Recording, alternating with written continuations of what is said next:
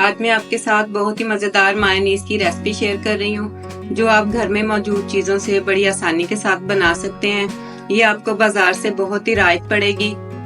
इस मायोनीज को आप बनाकर फ्रिज में लंबे अरसे तक स्टोर कर सकते हैं और रमजान मुबारक में अपनी रेसिपीज के साथ इंजॉय कर सकते हैं। इसे आप शवारमा, बर्गर और सैंडविच में भी इस्तेमाल कर सकते हैं। बिस्मिल्लाहिर्रहमानिर्रहीम।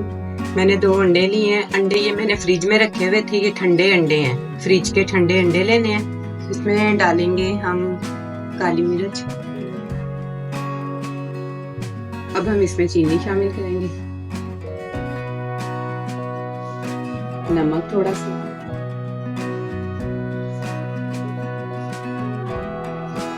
लहसुन के 2 जवे।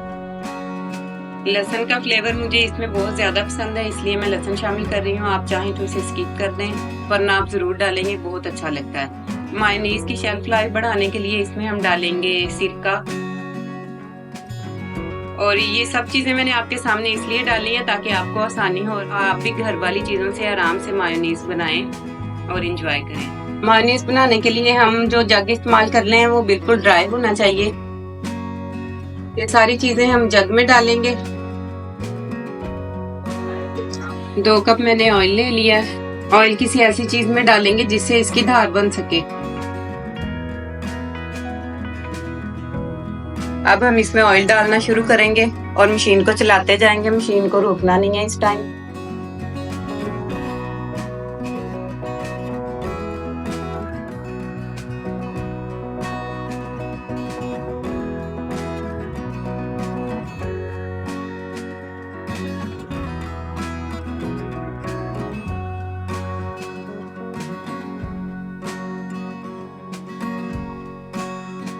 थोड़ा सा इसे मिक्स कर लेंगे।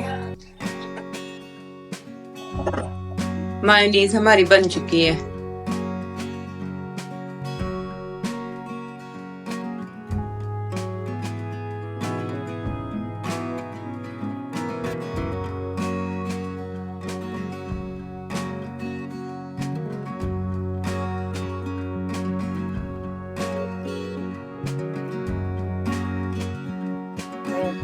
ये देखें, मायोनीज की थिकनेस चेक करें आप।